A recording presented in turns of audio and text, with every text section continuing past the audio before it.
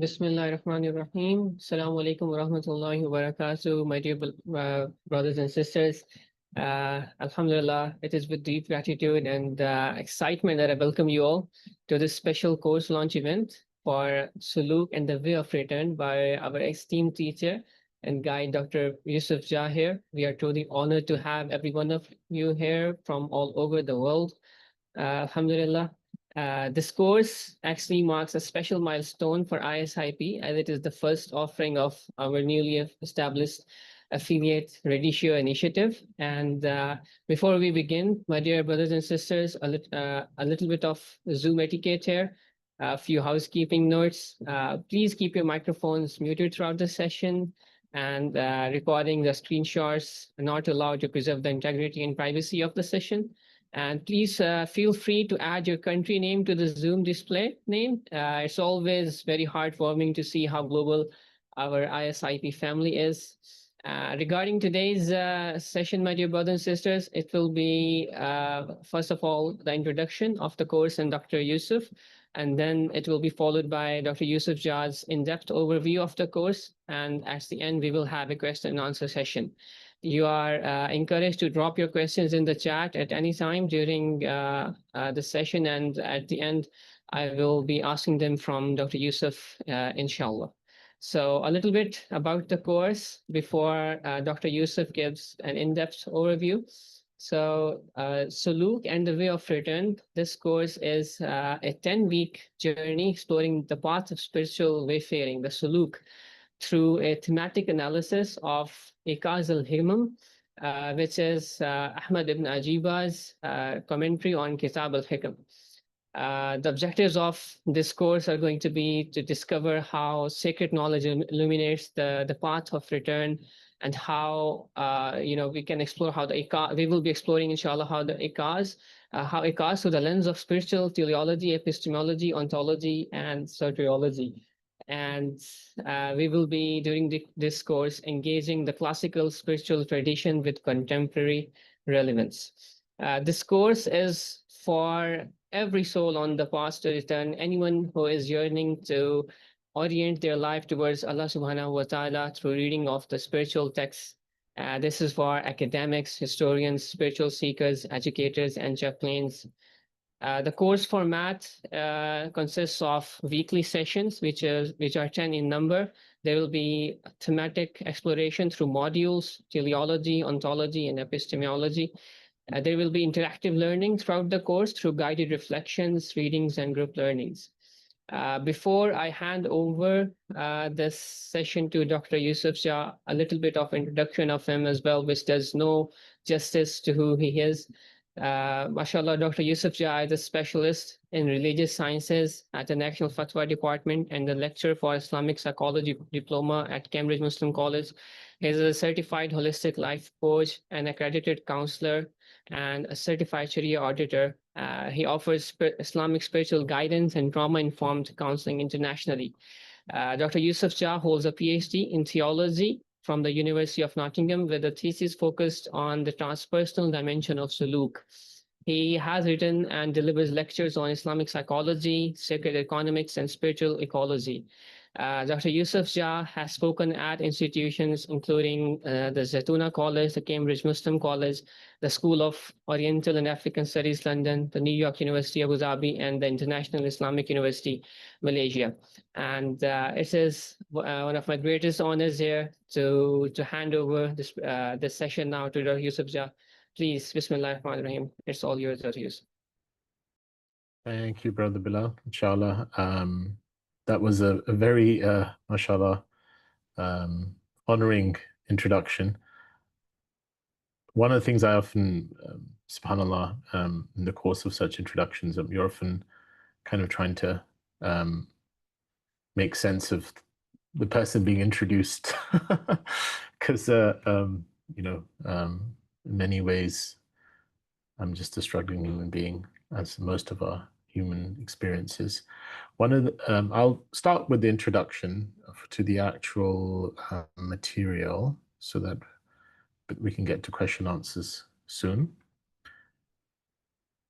But before I do that, I wanted to just touch upon the broader dimension of this launch. So some of you may have the misfortune of knowing me well enough to have followed some of my previous attempts in terms of publications. So I did publish a book which was to do with the way of return before, and it was very much to do with the environmental crisis and the role of riba, or usury or interest in specific in causing that crisis.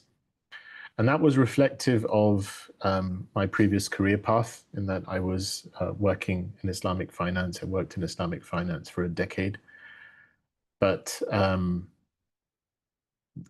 a sense of crisis in Islamic finance, and what I saw in terms of a disparity between the overall ethos of Islam and in the manifestation of how much of Islamic finance had become, made me realize that what's underpinning the issues in terms of these Islamicization projects, whether it be Islamic finance or Islamic psychology, is often a misunderstanding or a lack of awareness on the essential nature of the Islamic project.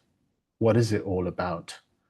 And that entails we have an understanding of where we came from, who am I really? This is what they call ontology. So I'm trying to simplify some of these terms. Teleology, what is my goal? As the Quran says, فَأَيْنَ تَذْهَبُونَ? Where are you headed? Soteriology, which is often interpreted as being signs or a sense of salvation, but here it is signs that point to that realization of the goal, which is sa'ada. You know, how can I assess, am I getting closer to the goal or not? And Allah subhanahu wa ta'ala says He will show you the signs in the horizons and in your own selves until it becomes clear that He is the absolute truth, or it is the absolute truth, in reference to the Quran. And then there is epistemology. How do we know that what we know? What is our understanding of knowledge? And Allah subhanahu wa ta'ala says, فَعْلَمْ أَنَّهُ لَا إِلَهَ إِلَّا اللَّهِ. Know that He is, or it is, La ilaha illallah. That is the underpinning of how we assess knowledge. What are the deeper realities of La ilaha illallah? And in all of this, this is why I titled my previous book, The Way of Return, because it didn't take me long when I looked into the Islamic tradition for this theme of rujura to come. And this is explicitly in the Quran, a sense of returning back to who we are or what we once knew. And this is in many frames of discourse in Islam, you'll see this sense of return. The word tawbah itself, the root of it is to return, to pivot back, awbah. The word dhikr, which is the remembrance of Allah subhanahu wa ta'ala, implies you're remembering that which you once knew. You're returning back. That's why it's called remembrance. And more explicitly, the Quran has within it two types of returns. There is what's called, and many scholars have called, a ruju' al-ittirari, or the compulsory return, whereby Allah subhanahu wa ta'ala says, وَاتَّقُوا يَوْمًا تُرْجَعُونَ فِيهِ إِلَى اللَّهِ ثُمَّ تُوَفَّى كُلُّ نَفْسٍ مَا كَسَبَتْ وَهُمْ لَا يُظْلَمُونَ. And have taqwa, and fear a day when you will be returned to Allah, and then every soul will be compensated for what it earned, and they will not be treated unjustly. So this is the sense of we are returning back to Allah. You can't, the very passage of time is a rujur, is a returning back, but it's a returning back of accountability in light of what we did alongside that return. And what is it that we're meant to do? To voluntarily, through your sense of agency, in your experience of free will, align yourself to that inevitable return. And that's why often Allah subhanahu wa ta'ala says, أَيْ لَعَلَّهُمْ يَرْجِعُونَ. Maybe you will return. Maybe they will return. Such as this ayah in Surah Rum, where Allah subhanahu wa ta'ala says, ظَهَرَ الْفَسَادُ فِي الْبَرِّ وَالْبَحْرِ بِمَا كَسَبَتْ أَيْدِي النَّاسِ لِيُذِيقَهُمْ بَعْدَ الَّذِي عَمِلُوا لَعَلَّهُمْ يَرْجِعُونَ. That corruption has appeared throughout the land and the sea by what the hands of people have wrought, so that they may taste part of the consequence of what they've done, in order that they may return. And so if we understand that, then every creative phenomena, every phenomena that's happening to us, even in this dimension, the appearance of corruption, the appearance of suffering, the appearance of difficulties, is a call to return.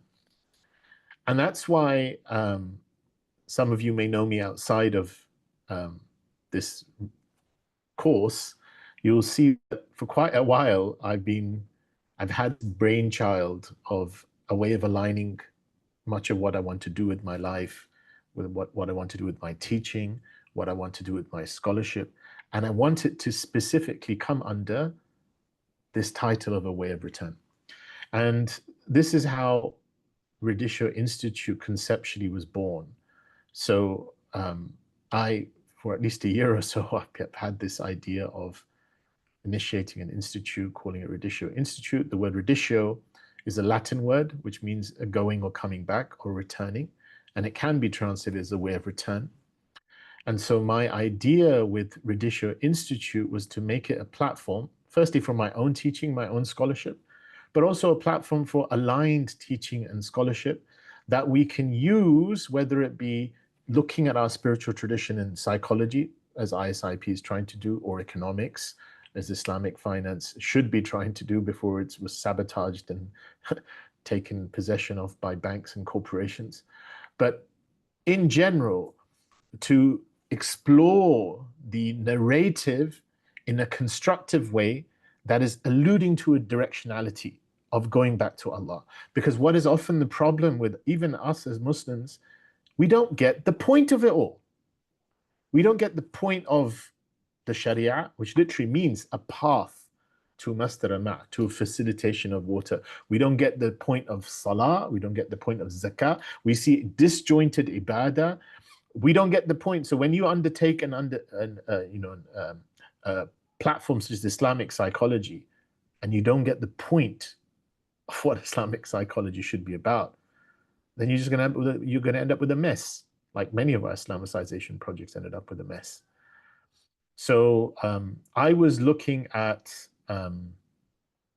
exploring this, and alhamdulillah, I had a conversation with one of the co-founders of ISIP, who happened to be a student and also a very close friend of mine from CMC, Cambridge Muslim College.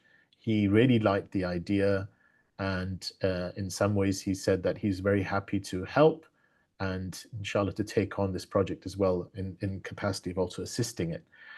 And so that capacity, I'm very grateful to the ISIP team because we're still in inception stages, but the goal is that this could be something, obviously it's going to be an independent organization. Reditio will stand on its own merit, but it'll be good to have strategic partnerships with organizations like ISIP and others. And, you know, alhamdulillah, this particular course just happens to be the first offering. So I don't want people to take, you know, even in the nature of Brother Bilal's introduction, you know, if someone's not academically minded, I can just see you switching off with just the terminology, you know, terms like, you know, soteriology, epistemology, teleology, ontology, and you're just like, what is this? It's all airy-fairy, right? And that's not the point of it. And one of the intentions I made when I was going through academia is I don't want to become an academic in that sense. There is a role to speaking academic language, but the goal of any form of teaching is to transmit meaning. So I'm using those terms just in a succinct way. They are philosophical terms, and I will allude to them in more detail, but I hope just in the introduction I've kind of showed you the relevance of them. But the reason why this course is happening as the first course of Reditio is because it just happens to coincide with the publication of my book, which is about Sulūk. Word Sulūk also means journeying, and Sulūk and the way return is an examination of a text. So we're going to go into more detail what that text is. But the goal is that this will be the first course of Reditio, and the Reditio will be obviously different because I'm conscious I'm speaking on an ISIP platform here. And so Reditio will not necessarily be, at least as my understanding is, the prevalence of ISIP courses tend to be ongoing or so on. But here, this is a kind of, usually there'll be specialist topics with Reditio. So this will be Sulūk. I've got a map in my mind of all the other topics. And this is what happens when you have a lot of time on your hands to sit and think about things. So my plans are, if Allah gives me life and himma and facilitates things, that after this we'll have another maybe 10-week course on tafakkur, which I think is very important for Muslims to know, contemplation and the way of return. Because every single course that Reditio will be offering, at least through my teaching, will always have a theme of the way of return. And after that, I'd like to speak about fitra, because I think a lot of Muslims, once again, don't understand fitra as a developmental paradigm. What does it mean that kullu mawludin yulad ala fitra? What does it mean in terms of my engagement? What does it mean in terms of my experience? Can fitra be lost? If it can be lost, how can it be recovered? How is it lost? All of these questions are something that needs to be explored if we're going to unpack our deeper answers to who we are and what we're here for. So there will be, inshallah, a course on fitra and the way of return. Then there will be a course on riba and the way of return. I don't want anyone thinking psychology and economics is separate, because in our Islamic paradigm, tadbir al-nafs and tadbir al-manzil were actually both under what they called hikmatul amaliyah, the practical application of what does it mean to live in a world of means. And what we understand about the single person and his engagement of managing himself and working on himself also has to translate to how do we engage with money, because money is a conduit of our relationships. It's actually an expression of our understanding of trust and the nature of this world. And so I'm planning on doing a course called Riba and the Way of Return, which will be a deep dive into the deeper understandings of why Allah has made riba haram, how that translates to the financial world, what has gone wrong, what other activities and stances we need to take to align ourselves to a way of return. So this is just a zubda, a taste of what we're kind of envisaging with this idea of the Reditio Institute. So the fact that we've started the first course, inshallah, we'll be starting the first course on Sulūk and the way of return, doesn't mean it's going to be just that flavor. Everything is, there's going to be different facets to it. That said, I did allude to the fact that the Quran speaks about a compulsory return and a voluntary return. So as I said, the compulsory return is just the passage of time and the passage of existence, that things are naturally returning back to Allah subhanahu wa ta'ala. And an example of that would be this book by Imam Haddad, which is translated as The Lives of Man by Dr. Mustafa Badawi, but whose original title is Sabil al-Adhkar wal-i'tibar bima yamurru bil-insan wa yanqadi lahu min al-amar, afwan. That the way to remember and learn from the lives of man that wane and perish. So this idea that we're actually constantly going on a trajectory, whether we like it or not. And anyone just looks at themselves, they'll see you're not the same as you were 5 years ago. So what happened to that person? There's a sense of perishing in the nature of time itself. And it's the consciousness or the manifestation of what Allah wants to be known, his manifestation that is being shown through this nature of the perishing of things through time. And so this is the compulsory return. And Imam Haddad, who wrote this book in the 18th century, said this could be in various realms: preconception, dunya, barzakh, resurrection, and final abode, and then those who will be given to the vision of God. And what does all of this mean? So this is kind of an understanding of the compulsory return, and others have written about it in other ways. Shaykh Abdul Karim al-Jili wrote a book called Maratib al-Wujud wa Haqiqat kulli mawjud, the levels of existence and the reality of all that exists. So in other words, there is a sense of existence being at different levels itself. And he outlines this. So there is an element of things being manifest at levels of existence. And there's also an element of yourself through your engagement with your experience, returning back up these levels to realize the nature of your existence. That's why he had this thing called Insan al-Kamil, sometimes translated as universal man, as you see here, some say perfect man, wholesome man, but it's an idea of realizing who you are, realizing what you've been created for. And so this kind of idea of returning in this voluntary return to become this sense of completeness is not just or perfection, as some translate. I don't like the word perfection, but wholesomeness, this insan al-kamil. It's not just unique to Muslims, right? The specific word reditio, which is a Latin word, was employed by Christian mystics such as Meister Eckhart, 14th century mystic, and there was something called reditio completa, the complete return, as in the insanul kamil, the complete human being, as opposed to reditio incompleta, the one who's not able to complete themselves, not able to return fully. And I think the terminology used by someone like Meister Eckhart didn't arrive out of a vacuum.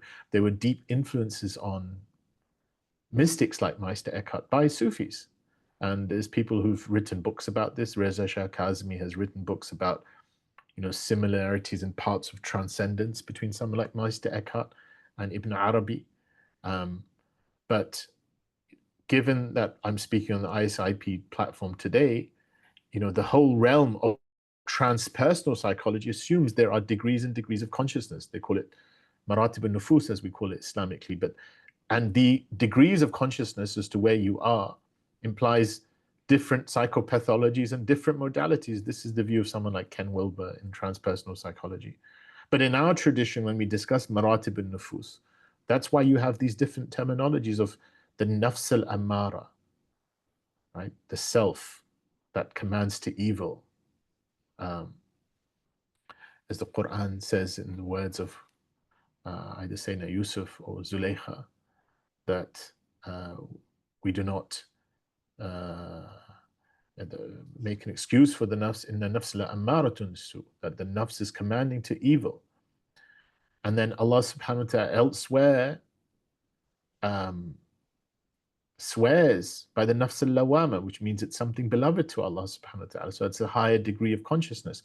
Lawama means the ability of self-reflexivity, to turn back and blame that element of the self, which is not who we really are, but that element of the self which commands us to evil. And then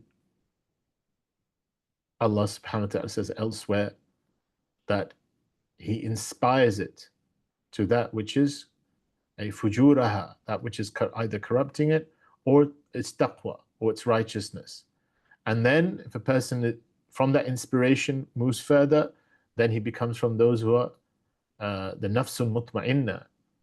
And then irji'i ila rabbika, return back to your Lord. So here once again, return. The idea of return is there.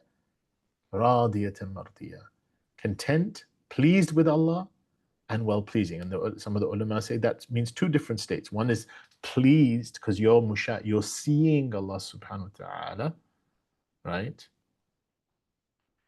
But then mardiyan, you're pleasing to Him, which means now the sense of that subjective onlooker has been dissolved in the oneness of Allah subhanahu wa ta'ala.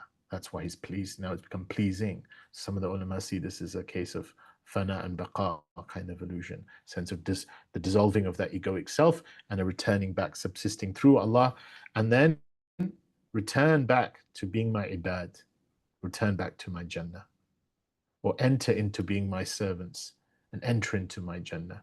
So here the ulama say the entering into being my servants is ubudiyat al-kamila, that complete slavehood, which is the mushahada of Jannatul Ma'rifah, coming to see the reality of what Jannah really is. Because Jannah is both Jannatul Zakharif, that beautiful beautification of Jannah, but the reality of Jannah is fi maq'ad as-sidq 'inda malikin muqtadir, to be in this station or place of sincerity, 'inda, with that absolute possession, the one who possesses everything, Malik al-Muqtadir, the master and the ruler and the controller who possesses everything and is an authority and power over everything.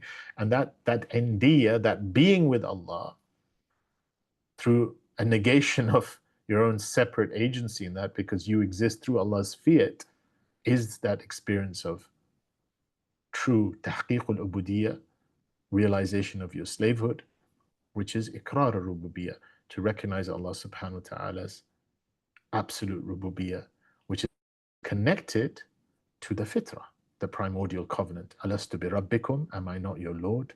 Qalu bala shahidna. Every soul said, yes, we have seen it. That witnessing of Allah's rububiyyah. And that, most ulama say, is the imprint of that witnessing is what brings about the fitrah that we're born upon. So there's a return back to that again. So the sense of a return. And it's this voluntary return that some ulama have called the mabda wa ma'ad. That sense of what was the origin, and what is that arc of ascent to return back to Allah subhanahu wa ta'ala. So in light of all of that, how does this book fit into this project, this idea of the return and Reditio's first course? Well, we're using the theme of Sulūk, and it's basically the course is going to be based on my PhD, which was trying to say, okay, how do we analyze Sulūk from this position of this way of return? Now, Sulūk is literally spiritual wayfaring. And I wanted to see which would be the best text in Sufism that represents Sulūk. And many people have said, Ibn-ʿAjībah being one, whose commentary on the Hikam stands out, which we analyze. But just if you ask someone who's aware of Sufism, you say the Hikam, even though there's been many books written in Arabic with that title, anyone who knows Sufism would immediately associate it with the Kitāb al-Ḥikam, the book of the Hikam of IbnʿAṭāttaʻAllāh al-Iskandari, because this is a masterpiece and has been described by someone as the late Martin Lings as representing the core of Sufism, the very nature of Sulūk. And so, what is it? It's a book of 264. Others sometimes number it as 262 because the original Hikam didn't have the numbering of aphorisms, followed by, and aphorisms are usually these succinct kind of phrases or,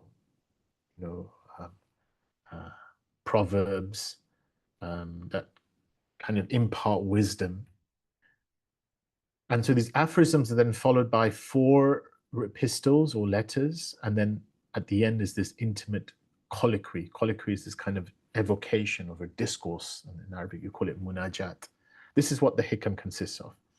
Now, just in terms of what this has produced in our tradition, a recent edition of a commentary on the Hikam lists 54 different commentaries by the title of the book and the name of the author. You'd be hard-pressed to find any text that has produced so much output, commentarial output, obviously with the exception of the Quran and the Sahih Hadith. But when you're talking about the distillation of the Quran and the Hadith into a paradigm of Sulūk in a way that's been articulated in a text of Sufism per se, you'd be hard pushed to find any text that's had more output within the corpus of Sunni Islam than the Hikam of IbnʿAṭāʻAllāh.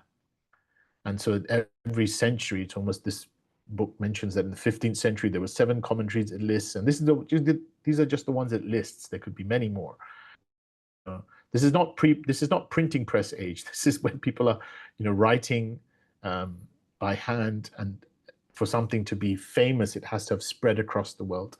And that's where you find commentaries of the Hikam across the world, in the Indian subcontinent, in the Malaysian archipelago, you find commentaries within the Mashriq and the Maghrib, the Islamic East and the Islamic West.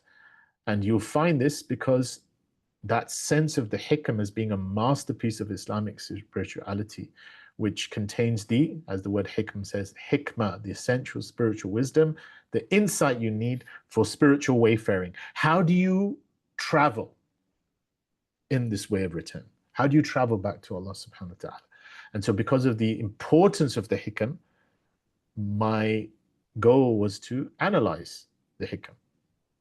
Now, if you want to analyze the Hikam, and I just wanted to add, the power of the Hikam to bring about new meanings at different vantage points of our lives is perhaps well expressed in the person of Sidi Sheikh Ahmed Zarruq, who wrote close to 30 different commentaries on the Hikam, which the ulama say each commentary was a different spiritual vantage point in his life. So it would bring about different meanings each time it came. And so So the goal was, and this is what this course will be based on, the goal was to say, okay, this is the Hikam. How do I extrapolate meaning from this in the context of the way of return? And of course, in that context, I first have to come to understand, is there meaning in these 264 aphorisms, in their sequences? Is there a deeper meaning in there? And if you read what I think is still the landmark translation of the Hikam, there's not been many translations that have come out, but Victor Danner, he wrote his PhD and subsequently published it, I think 1970s, his translation of the Hikam of Ibn-ʿAṭāʿ says that the thematic arrangement, the arrangement of the Hikam, can be likened to a necklace of precious jewels. And then he stops, because he says it's the necklace of precious jewels, and then he says, almost in an elusive way, so he's alluding to it, but he doesn't go into more detail. He says that the connecting structure, because if he says, what's the thread? If it's a necklace of precious jewels, there's a thread that connects the jewels, right? So the connecting structure, he says, is illuminative gnosis or ma'rifah that constitutes the inner thread holding the many jewels in place and giving to the work its underlying purpose, perspective, and unity. And elsewhere, there's also in the commentary notes of his translation, there's a note from Martin Lings who kind of supports that and says that the main theme of the Hikam is ma'rifah, which is bound with the idea of adab. So adab, how do I show, and adab is sometimes translated as manners, but here it means proper comportment with the nature of the divine, which translates to you the nature of being. How are you, how is your human beingness with being? How is with what is coming to existence? In either bringing a paradigm of sulūk, that you either continuing in a wayfaring along this path of aligning yourself voluntarily to this inevitable return, or you are stray from it. And so, obviously, in the context of me studying this as a PhD, and there's benefit to this, Western academia places importance on methodology. So here Victor Danner makes this statement that ma'rifah is the thread, and Martin Lings supports this. And obviously there is a sense of, either sometimes there are implicit authorities. So there's, for some people, this might be sufficient. This particular scholar or that particular scholar said this. But even Islamically, when we make a statement, we have to have a demonstrative ability to allude to where that statement's come from. So if we're saying, yes, there is a connective thread between the Hikam, and yes, we're saying this thread is ma'rifah or adab al-ma'rifah, as Martin Lings said, then there has to be methodology for textual analysis.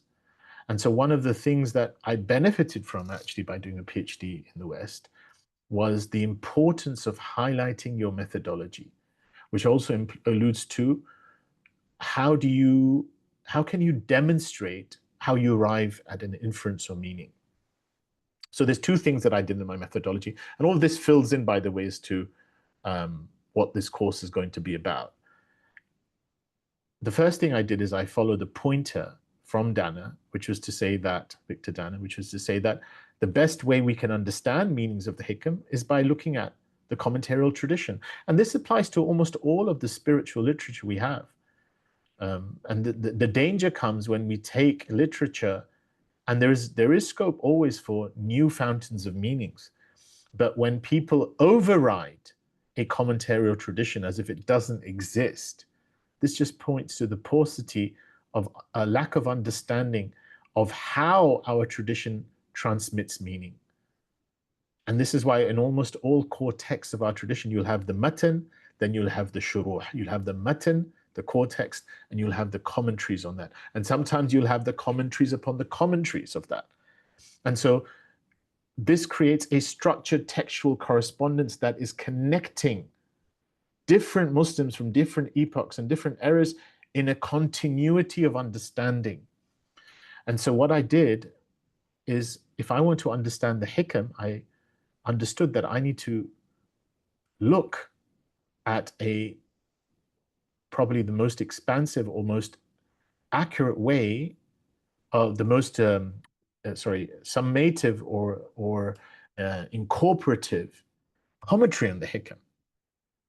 And this is where I arrived at the Īqāẓ al-Himam, partly because having a degree of immersion in that tradition by having access to teachers who are teaching the Hikam also from that same spiritual tradition, and also teaching the Īqāẓ from that same spiritual tradition, and them telling me, right, that the Īqāẓ is the best way to approach the Hikam if you want to come to an understanding of what the Hikam is. This was confirmed by more than one teacher, and in a published sense, one of the someone called Dr. Asim Ibrahim Kayali, who's also a spiritual guide within that tradition, said that the Īqāẓ is the most expansive and is the text that most spiritual aspirants will be circulated and to be read by their teachers. And that was literally confirmed to me by my teacher, Shaykh Abdurrahman Amora, who is also a spiritual guide in the same tradition. So having arrived at the Īqāẓ now as so you could say, why don't I go to the Hikam directly? No, because the window to the Hikam is the commentary. Because otherwise I'm negating a sense of continuity in understanding the Hikam. So I'm going through the Īqāẓ to the Hikam. Now, having arrived at the Īqāẓ, I also have to have a methodology of how do I understand meaning in the Īqāẓ. And this is where the methodology became, in the introduction, Brother Bilal called it thematic analysis. That's a broader term, but specifically the themes were analyzed through what's known as semantic analysis. And that was because when I was looking at different methodologies out there, Orientalism at one point had this very philological kind of method that you just, it's almost like you're reading text as an objective measure out there and you're just breaking down meanings. But there's always, and this is where linguistics and philosophy merged, that there is always, in the words of Gaddama, there is the fusion of horizons. There is no disconnected observer reading a book out there. There's always a fusion of meaning, where if a person wants to be as objective as possible, then they have to try and understand the meaning as it was understood by the original author. And then, so far as meanings don't remain static, there is a continuity of history, then there needs to be an embodiment of the flow of that meaning in a form of continuity. And that's why this is what they call it, the linguistic theory of, they call it relativity or meaning. And they call it sometimes the Worf-Sapir hypothesis, the understanding that when you analyze language, it reveals the Weltanschauung, the worldview of a people.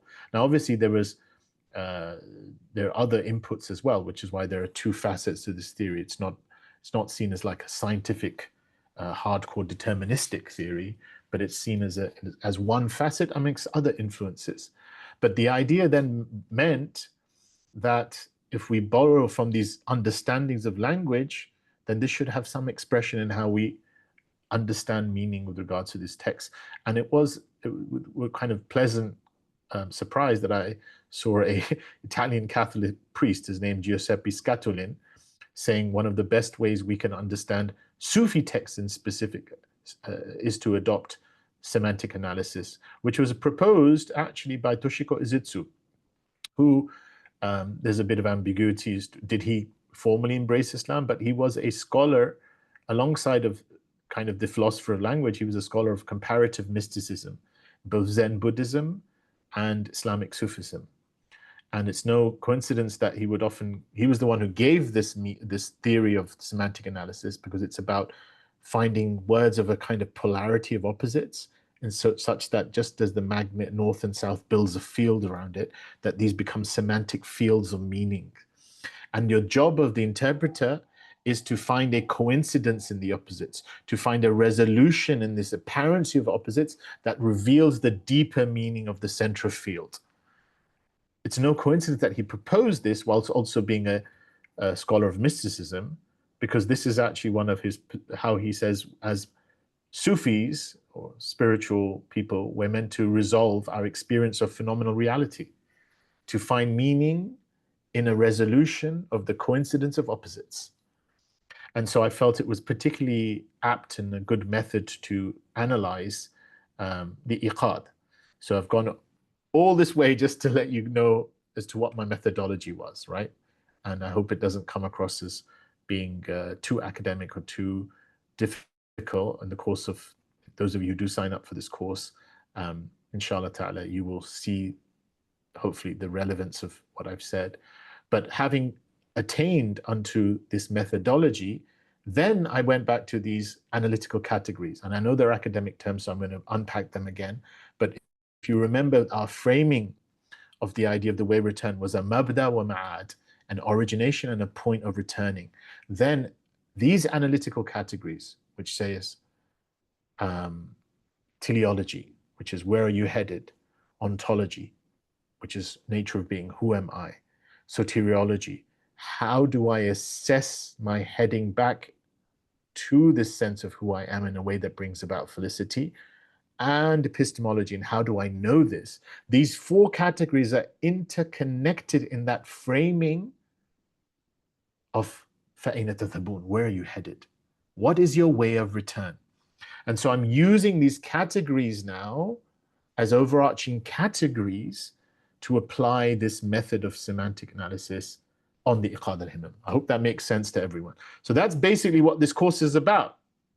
Now, before I go into just a really quick outline, because I can't obviously give you much more detail now because it'll flood you with information, is somebody did say, well, what's the big difference between this and the psychology of Sulūk session that we're doing 2 hours before this, right? And that's going to be free. And, somebody once said, oh, you're giving away everything free. No one's going to pay for it. And it's not about money or anything free. The idea of the psychology of Sulūk, it's in the title. It's that we're exploring each and every one of the Hikam, primarily from a psychological lens. And at the rate we're doing it, we're doing 1 Hikam per class. Now, what that means is that obviously there's going to be some connection between that and this, in that they're both, the subject matter is the Hikam. But what's being attempted here, and this is why it's a bit more of a specialist course, is that we're literally using a methodology to arrive at this overarching, you're taking out what needs to be taken, so you have this broader macro understanding of the big picture of how all the Hikam are connected from the way of return, and this is how we're doing it. Now, I can't do that in the psychology of Sulūk because we're doing one Hikam at a time, and even if we took them to be 264 aphorisms, even if I did an aphorism a week, that's 264 weeks before hopefully you get the bird's eye image of anything.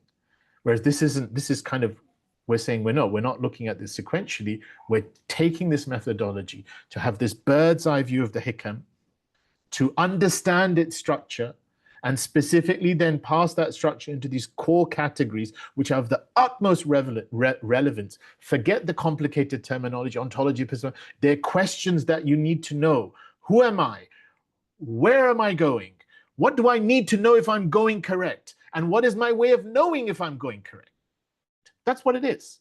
So we're taking these categories and then we're trying to literally mine, and that's what I did over the course of my PhD, 3-4 years, mining the Īqāẓ, to find some kind of narrative in each of them so that we know the answers to those questions.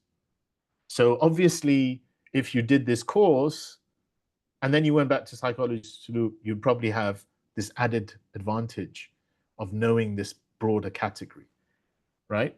So I hope that answers the question as to what the difference is, because a few people have kind of said, well, I'm doing psychology Sulūk anyway, and that's free, so why take this? And take whatever you want, but at least you know if you were what the differences are if you were to want to take this course.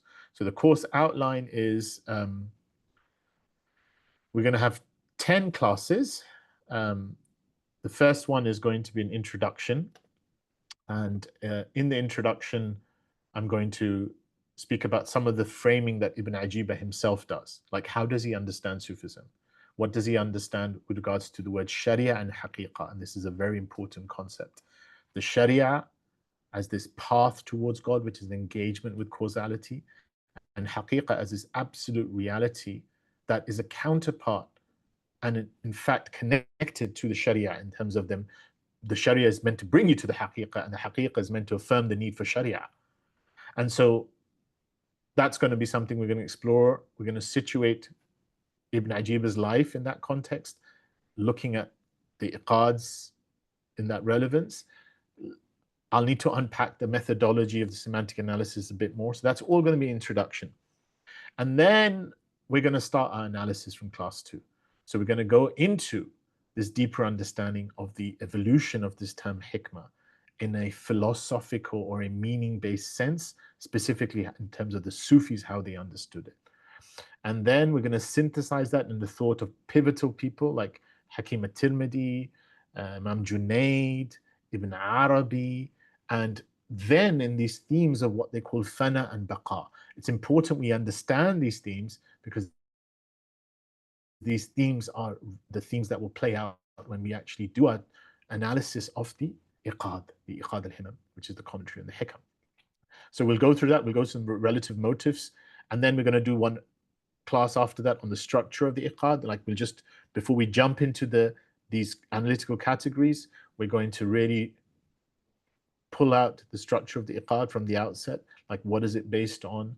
How does Ibn Ājībah demarcate the structure? What is his own hermeneutics? Hermeneutics is the way by which he's understanding or transmitting meaning.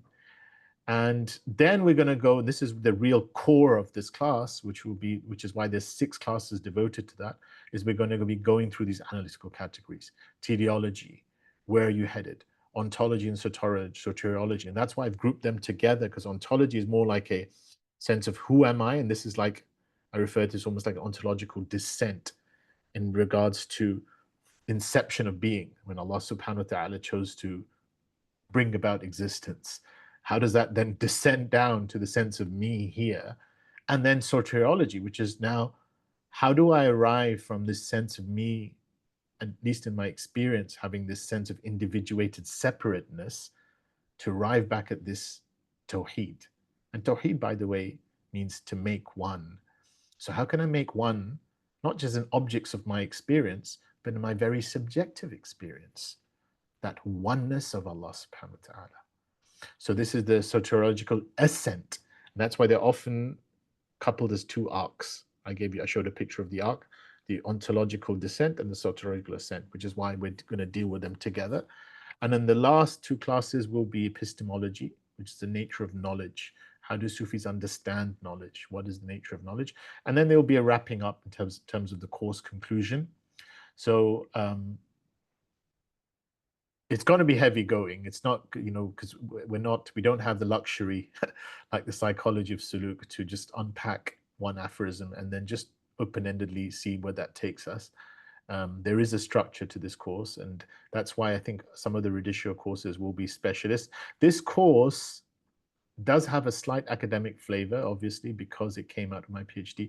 But as I said right in my introduction, I'm not in the business of academia. When I engage in academia, it's always in a community remit. That's one of my intentions. That's why when I teach for Cambridge Muslim College. If I teach again, it will be some level of community engagement. I'm not saying there isn't benefit to specialized academia, and part of my experience is curtailed by how academic mindset can become something that cuts you off from people sometimes in Western institutions. But I'm not here to use complicated terminology and impress you with my knowledge. That I have zero interest in that. The only efficacy by which I'll judge this course will be at some level, some of the degrees of benefit that I've had from the meanings I've taken from the Īqāẓ were transmitted to you. And that benefit of the meaning translates to a sense of experience, and what also the imperative to then act in accordance with that. All of us, myself included. Ilm wa amal wa hal, knowledge that brings about a sense of conduct that then translates to spiritual realizations. So this is my goal through this course. And then after that, inshallah ta'ala, if you guys stick around and I haven't alienated most of you, then the goal would be to go into some other interesting courses with Reditio as well. I'm really looking forward to tafakkur after this, to produce something that really makes sense for people in terms of meditative practice, contemplative practice, and inshallah ta'ala can be a help to people as well in the nature of the difficulties that they're facing in this world today. But before we go into that kind of space, which is going to be guided meditations and real explorations, this is also a type of deep explorations of meanings, but it's in the context of reading a text, specifically the Īqāẓ.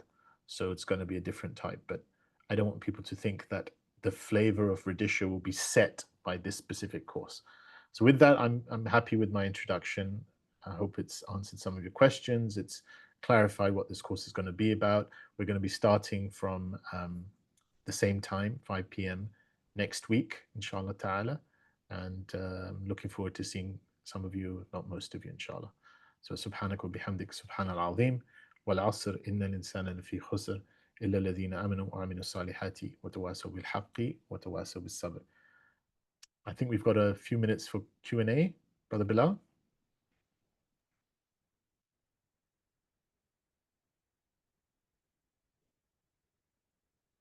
Or Dania, Sister Dania? Can we open up to the audience?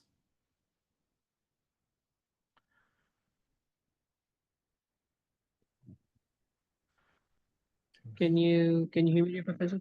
Yes, I can, yeah. Yeah, alhamdulillah. Yeah, Jazakallah khair for such an in-depth overview. Yes, we will take questions now, and please raise your hands and I will unmute you, dear participants. So we have Sister Basant here. Yeah, please go ahead, dear sister. Salam, Sidi Yusuf. Wa alaikum salam. How exciting. This is very Alhamdulillah. exciting. I do have a question. As always, you know me personally, I always have questions. How long is the class? Because from the way you wrote the course outline, to me, it doesn't seem like it's just 1 hour. And what kind of, I don't know, like, do I need to buy the book? Are there prerequisites for me to be able to understand what we're doing? Because I do know the nature of your teaching. Sometimes I get it straight away, and sometimes I'm a bit like, So is there something that I need to be, or everyone else needs to be reading in order to fully enwrap and understand what it is that you're doing with a bit more confidence? Are there any kind of like homeworks? I kind of just want to understand a bit more of those kind of details, Sidi Yusuf. Thank you. Thank you. And thank you for highlighting, because as I said, this is our own first course. So we have to explore about also how we go about transmitting the material and the information. So yes, I'm thinking to maybe answer the second part of your question first. Do you need something to go with the course? Yeah, I think you would need the book, because it's based on the book. So you can either, for those of you who can access, I think the physical copies are out now if you want to order them, but you can get immediate access through Kindle, so you don't need to wait, and it's fairly affordable. It's just $9.99 to $10. You can get access to the Kindle version as well. So you would need the book, because much of the course structure is actually based on the book. So even in the breakdown of the material, that actually follows the layout of the book, and there will be the course reading, which is not like it's not a homework in the sense you are asked to read this or else you get negative marks, but it's more a case of just to follow the material to the course of the class. There will be readings in terms of alignment with what I'm teaching, so it can help clarify the material that I'm teaching. Obviously, I'm not going to, if I'm not going to literally read out the book a lot. There are moments that I choose to read out maybe translations or some sections, but if I was just to read out a book, then it won't really be a course. It would just be a book reading. You might as well get an audio book version, get something out like that later. But so that's the nature of the book. As regards to duration, yeah, I'm going to base it on my experience as I've had, you've just seen what happened in this course and what happened in, I don't know if you attended some of the Psychology of Sulūk courses, lectures. So I literally ended up speaking for an hour, and then we broke out for half an hour. So that's what I expect to happen, Reditio, because it's not going to be as necessarily as interactive as some of the community teaching I do, because that is literally there so that we can get this dialogue. So there is material to cover here that I am constrained by time. So I would probably need to speak fairly like unrestricted in a consistent way to make sure I've covered that material. But I expect my formal teaching to be about an hour. And then I'm flexible. I mean, I would expect at least half an hour after that for interactions, but I could go in a bit further. But broadly speaking, 1.5 hours for each session. So 1 hour lecturing and 1 hour Q&A. Does that help? Percent? You might unmute Bilal or Dania, yeah. Yes, it does. I was actually expecting you to say that a class would be longer, because the way you were explaining things made me feel that you may need longer time to explain things, like maybe 75 minutes. So I wanted to check, because even though you say it's not purely I hope not. of an academic flavor, Yeah. to, you know. Yeah. So I just wanted to see. Inshallah. I hope not. I mean, that would be, I wouldn't want to speak too long. Even though it's an academic flavor, I think there's always, I personally prefer more value in interaction. But the nature of this is, the goal of this is to impart some of this stuff that I've discovered through the course of my PhD. So if I open the floor in an open-ended way, as I've been trying to do with Psychology Sulūk a bit towards the end, then maybe it'll be better. But at some point I have to stick to what I'm trying to do in terms of trying to transmit what I myself uncovered through my PhD. Does that help? Yes, mafhum. Thank you, Sidi. Inshallah. Okay, you're welcome. Tarana, nice seeing you here too.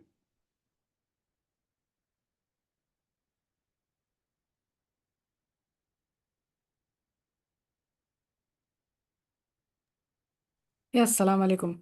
Had some Alaikum problems salam. just to unmute myself. It's a feedback, actually. I just I was tempted to give you. It's rather a coincidence that I even got into your first course. I never, to be honest, heard of you. And I was curious about Islamic psychology. After now listening to you for 1 hour, I can't describe the excitement I have. It's the first time in my life that because whenever I thought about academia and Islamic academia in the past, it was like, oh my God, how was it possible that these giants could actually comprise so much of ilm? And how were they able? But just in this 1 hour, you show the perspective, and it's like I almost get greedy that why is this person just talking for 1 hour? And I went, and it's just like, how much more ilm does he have? And you broke it down, actually so intense ilm, to just in a nutshell. And it's yeah, and it's like you just tasted it, and I was actually very much, I'm not a psychologist, my second line. I'm used to be from an engineering line, and I was always in the Western society. Academia was for me something you had to go through to make a career, but it wasn't anything pleasant. It wasn't anything connected to my spirit. And this is the first time that I tasted something that it's coming to my way naturally. I'm longing for it.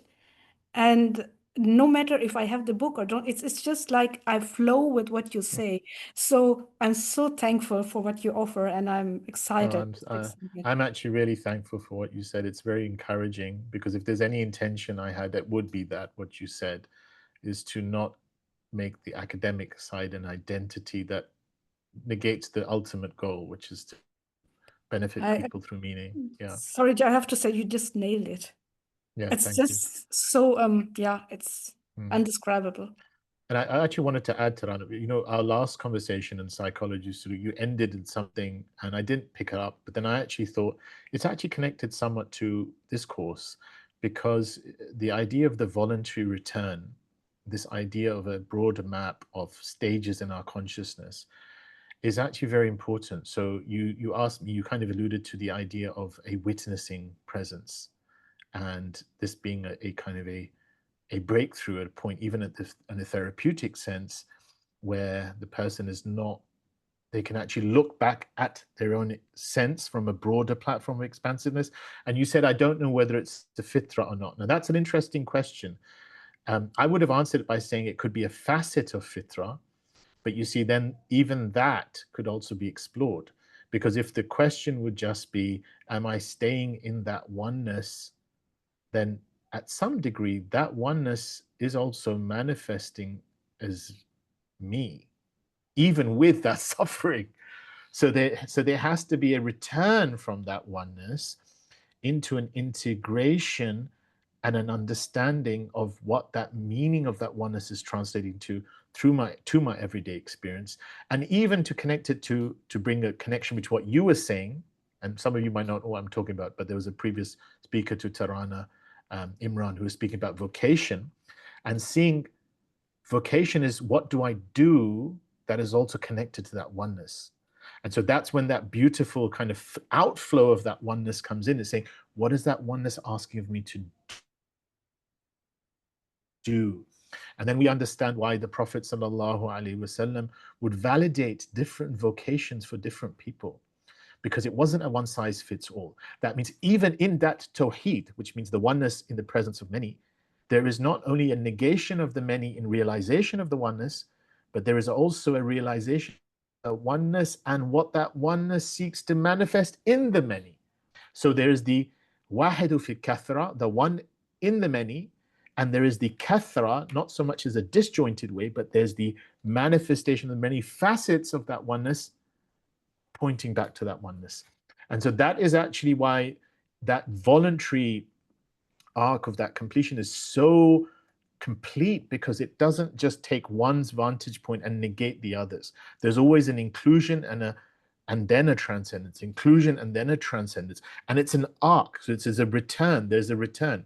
So I hope that kind of helps you somewhat, Tarana. Beautiful. Yeah, It's beautiful. Because just let me point to your first. You also said there's a question you raised often.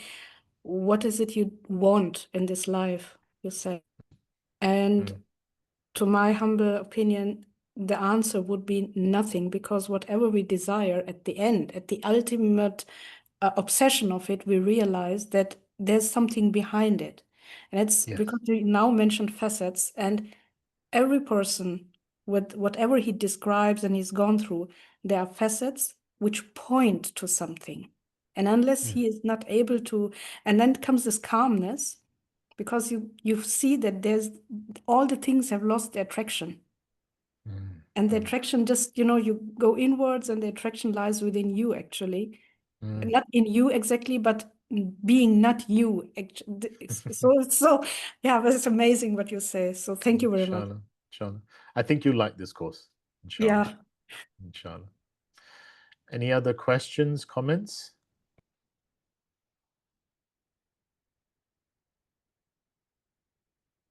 Okay.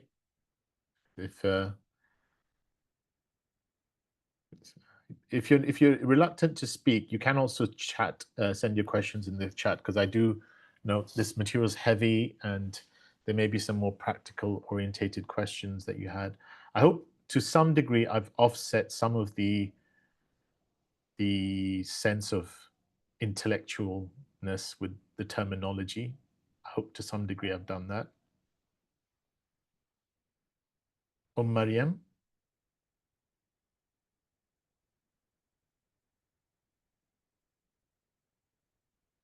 Assalamu alaikum warahmatullah. Can you hear me? Yes, I can.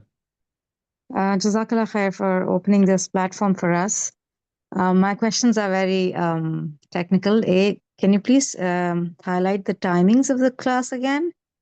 And also if their specific readings will be shared, and what would be the platform for that? And what was the third question? I forgot the third question. So if you can just answer these two. I can answer the first two. I think I answered the second one to Basant, but I'll repeat it again. So the first one is I think it's 3 p.m. GMT. So that translates to 5 p.m. UAE time for me, but then you just have to find out which time. Yes, I'm signing in from Canada. Okay, so 3 p.m. All right. Okay, thank you. I think that might be a morning for you, right? More of a morning. Yes, it is. Yeah. Okay.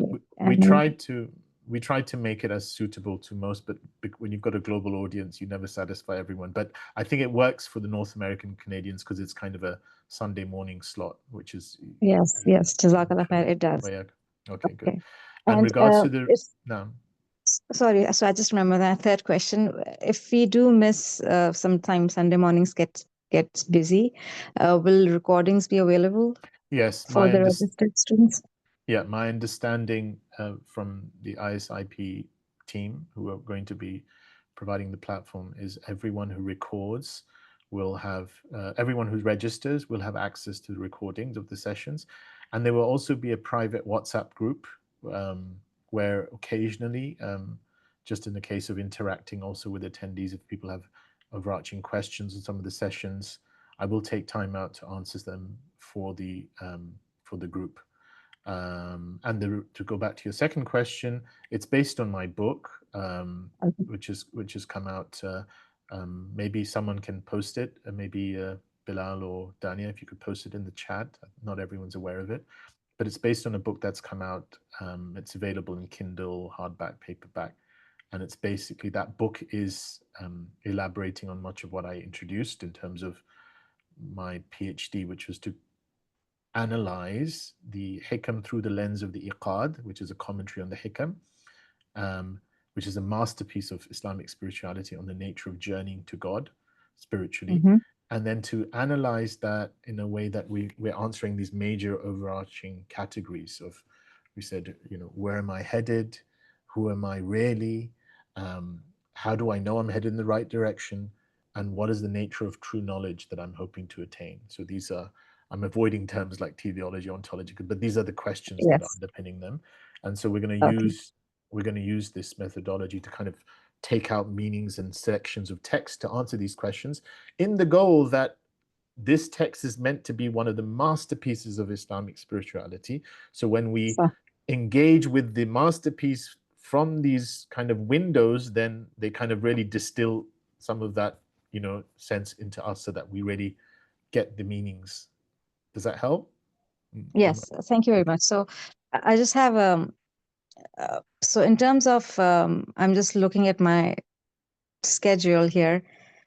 What would be your advice? So I'm drawn to this course, to just set the context, but what would your advice be of doing this class and the psychology of Sulūk in parallel, or focus on this first and then resume those classes? I think that, fine, thanks. That's a very good question. I tried to allude to it. They're perfectly designed to be in parallel. That the psychology of Sulūk will be ongoing.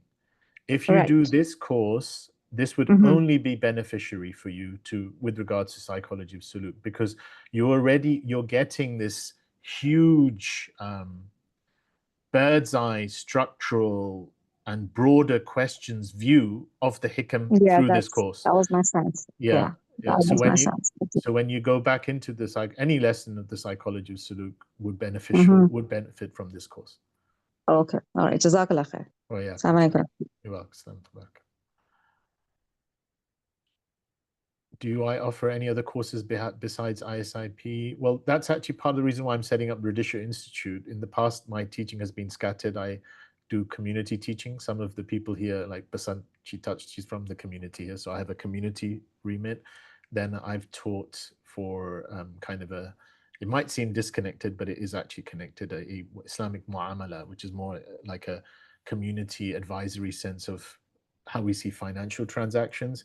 And then I teach for Cambridge Muslim College. So one of the goals of Reditio is to streamline much of my teaching, so I can kind of dedicate it to this institute. And so this is the first platform. Psychology of Sulūk will continue, but once we have Reditio up and running, then Reditio would be the primary platform for that too, I would expect, even though it would be free. That's not going to be a paid course, because that's a weekly exploration, inshallah.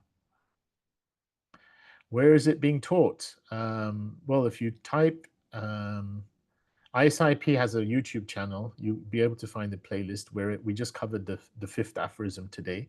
So the psychology of Sulūk is a series whereby we're going aphorism by aphorism, with also this kind of open-ended exploration in terms of psychology and this kind of sense well-being and looking at some contemporary dynamics of these aphorisms. So if you just search ISIP's YouTube channel, you'll be able to come across the course Psychology of Sulūk. Any other questions, comments?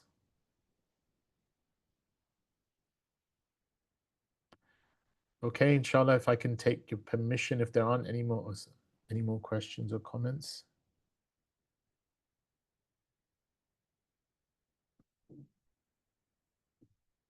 Happy to answer anything if there are any, but I think this seems to be a kind of good summary, inshallah, of what we're trying to do.